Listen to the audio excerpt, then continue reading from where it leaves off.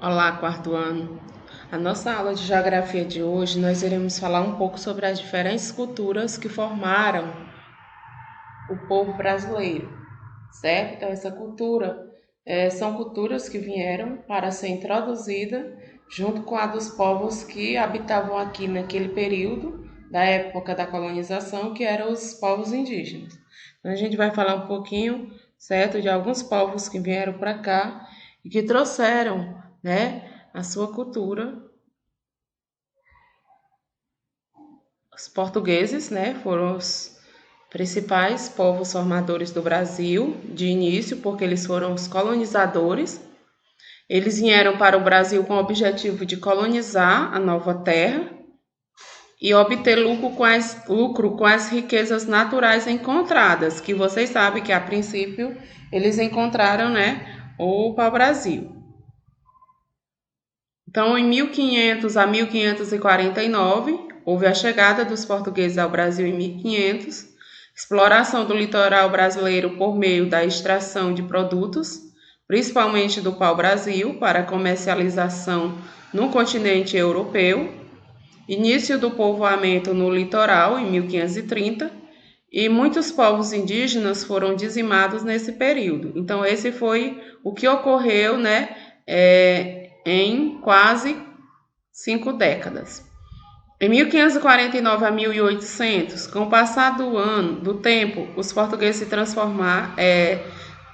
transformaram, os povoados, né, se transformaram em vilas e cidades, ou seja, como iam sendo povoados, e aí as pessoas iam chegando, iam ficando no território, foi formando as vilas e depois as cidades.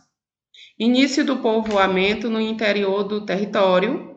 Os portugueses passaram a obter lucro com a plantação de cana-de-açúcar e a exploração do ouro.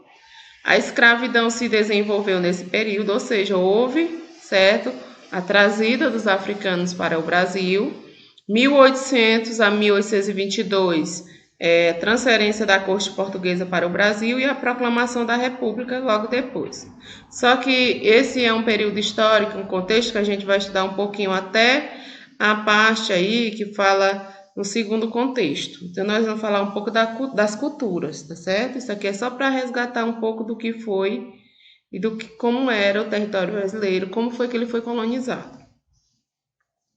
Então, quando os portugueses mudaram-se para o Brasil, trouxeram consigo seu modo de viver e de trabalhar, seus costumes, crenças e tradições, além de construir casas para morar, galinheiros, né, chiqueiros e estábulos para criar animais, construíram canteiros para plantar verduras e legumes que estavam acostumados a comer na Europa, certo? Então eles vieram e trouxeram toda a sua cultura, toda a maneira de viver, a língua portuguesa e outros costumes mais.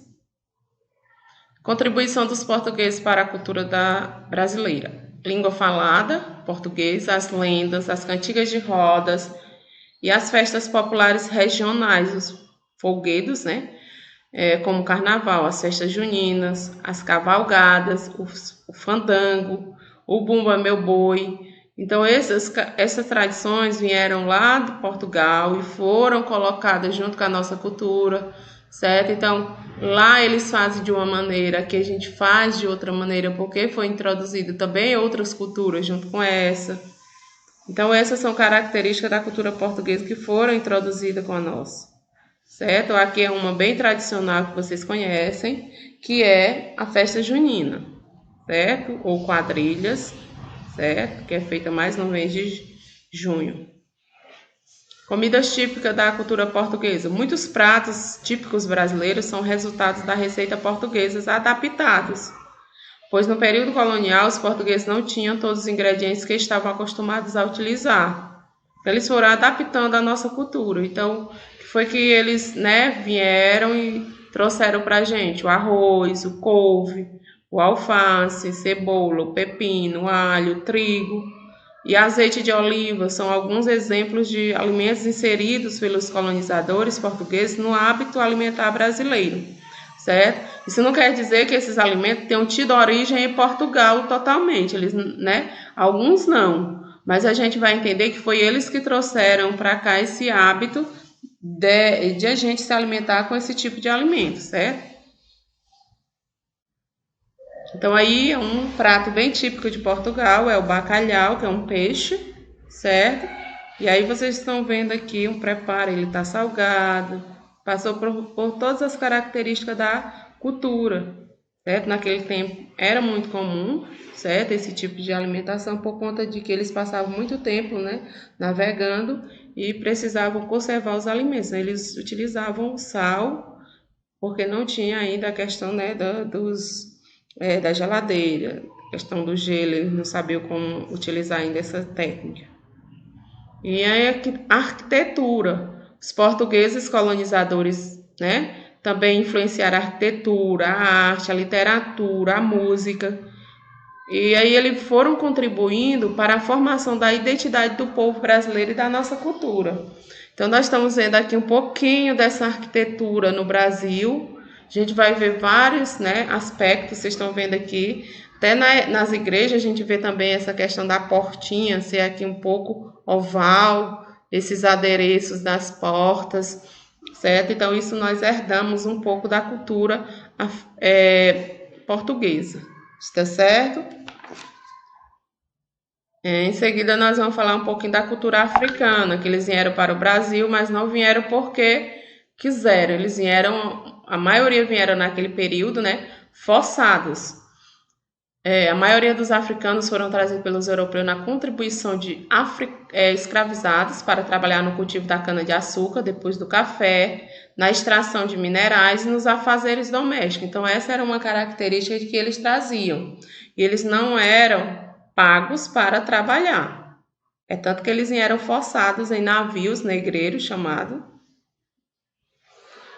a rota do tráfico africano no Brasil. Por que a gente chama esse nome? Por conta de que eles vieram forçados. Eles eram saíam lá do seu país e vinham para o nosso, certo? Mas eles não vinham porque eles queriam. Então, vocês estão vendo aí, né?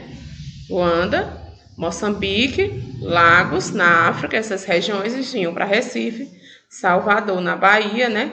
E Rio de Janeiro. Então, essas eram as regiões, né, de portos que eram recebidos esses escravos africanos a princípio. A abolição da escravatura, tá certo? Então, a escravatura no Brasil, ela aconteceu como? Ela aconteceu da seguinte maneira: a escravidão dos povos africanos no território brasileiro durou mais de 300 anos até a sua abolição. Em 13 de maio de 1888, eles eram privados de liberdade e sofriam muitas violências físicas praticadas pelos seus senhores, como a gente já falou em um vídeo de história hoje. O maior símbolo da resistência dos povos africanos foi o quilombo, certo? Que era um quilombo? Lugares organizados para abrigar os escravizados que buscavam liberdade. Então, essa era uma característica deles, né? Que aqueles que conseguiam fugir, que não conseguiam ser pegos pelos capatazes, como a gente já falou, eles chegaram ao tão sonhado quilombo e ficavam em liberdade. Aqui é mais ou menos como eles viviam naquela época, certo? Comunidades quilombolas hoje, como é que vive? No Brasil tem quase todos os locais essas comunidades, nas unidades federativas. As comunidades quilombolas são terras onde habitam descendentes de africanos que buscam preservar a cultura, as tradições e as técnicas herdadas de seus antepassados.